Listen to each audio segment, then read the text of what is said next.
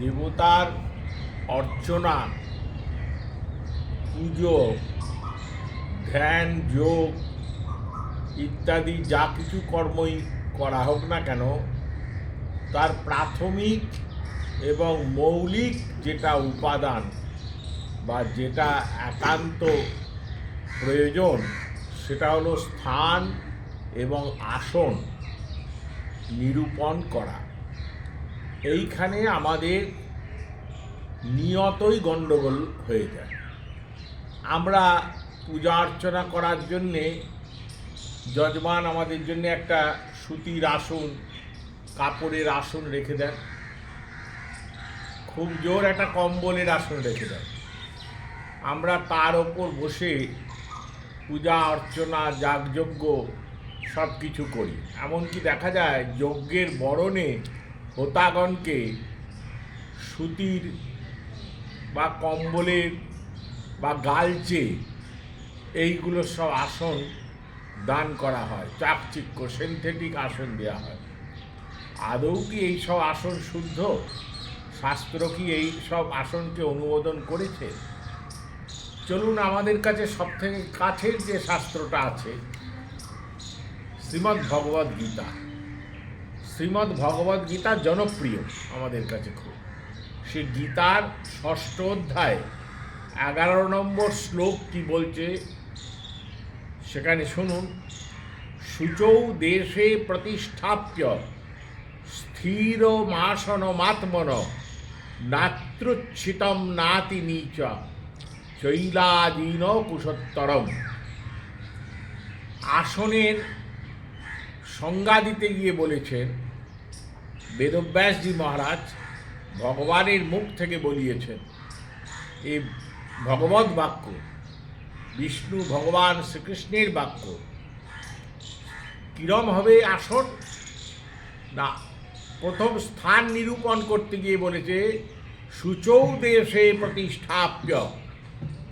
যে স্থান পবিত্র, শুচি, সংস্কার দ্বারা, বিভিন্ন ক্রিয়াকর্মের দ্বারা যে স্থানকে সংস্কারযুক্ত করে পবিত্র করা হয়েছে, সেই স্থানে আসন পেতে পূজা করবে। যত্রতত্র নয়, যেখানে সেখানে নয়। গৃহের অভ্যন্তরে, গৃহস্থের বাড়িতে যে সে ঘরে বসে, যেখানে সেখানে বসে পূজা অর্চনা করলেই যজমান বিপর্যয়গ্রস্ত হয়ে যাবে। এই শুচৌ দেশটা নিরূপণ করবেন কি করে? এ খুব কঠিন ব্যাপার। তবু শাস্ত্র একটুখানি বাক্যকে অনুসরণ করে আমি সামান্যতম আপনাদের কাছে তুলে ধরছি। সেটা হচ্ছে ছান্দোগ্য উপনিষদ, বেদ বাক্য। বেদ বলছে শুচৌ দেশে স্বাধ্যায়াম অধীয়ানঃ। শুচৌ দেশে, পবিত্র স্থানে বসে শুধু পূজা অর্চনা করবে না, গুরুর কাছে যে বসে বেদ পাঠ গ্রহণ করো, স্বাধ্যায় যাকে বলা, সেই স্বাধ্যায় এবং অধিয়ান,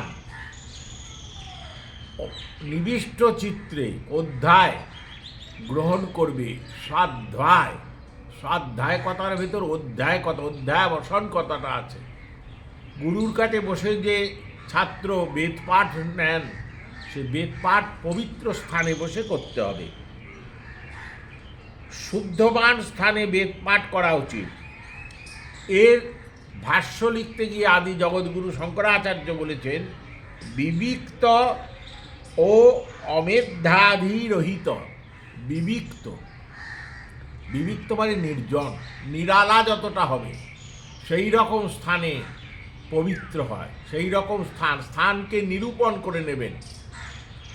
কর্কশযুক্ত, অত্যন্ত বালুকাযুক্ত, নানা রকম মলিন বস্তুর দ্বারা পরিপূর্ণ এই রকম স্থান হবে না। আমরা আসনে বসে গিয়ে আসনোপবেশন মন্ত্রস্ব জোর গলায় পাঠ করে দিলাম, তাতে কি হবে? আমার স্থানটাই তো শুচি নয়। তাই শুচৌ দেশে প্রতিষ্ঠাপ্য স্থিরমাসনমাত্মন।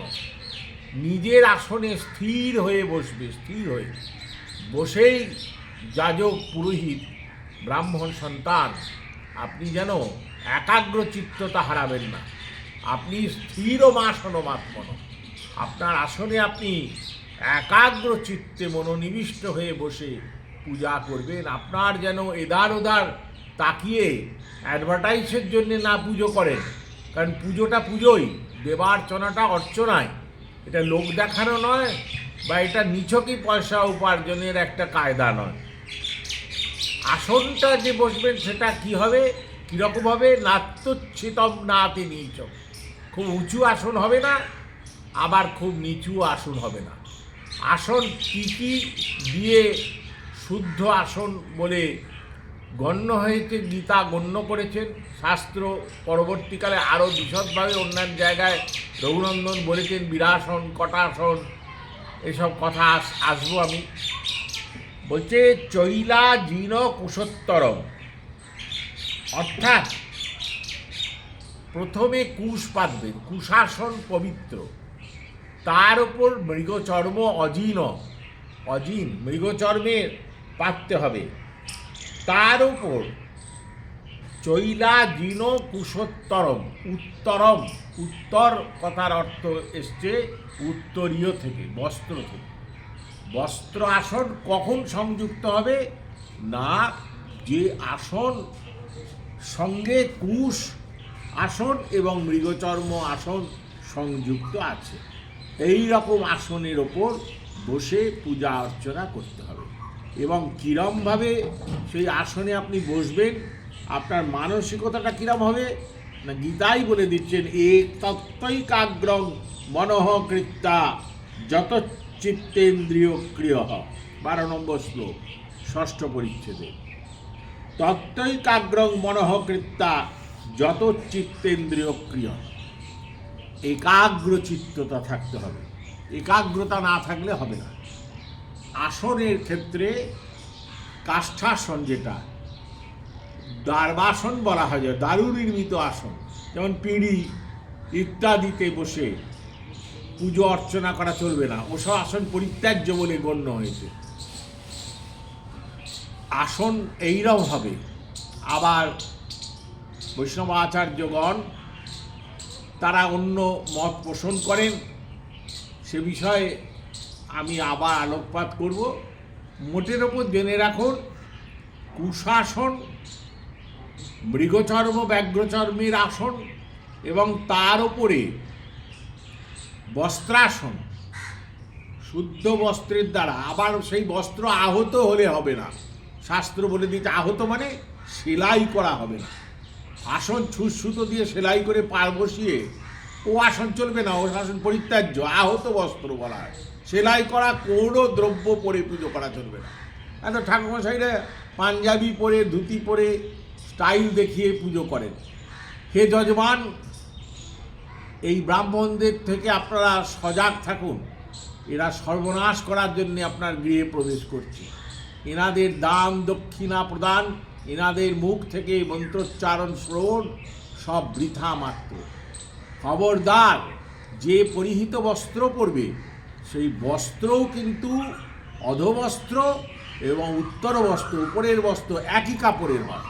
এরাও হবে না নিচেরটা সুতির পরলেন আর ওপরেরটা আপনি পাটের বা ভাগলপুরি চাদর গায়ে দিয়ে দিলেন, তা হবে না। নিচেরটাও সুতি, ওপরটাও সুতি, আর নয় নিচেরটাও পট্টবস্ত্র, ওপরটাও পট্টবস্ত্র। যা পরবেন এক পরতে হবে। এইরকমভাবে অনেক বিস্তৃত আলোকপাত করার ব্যবস্থা আছে, আমরা ধীরে ধীরে করব। হরি ওম তৎসৎ।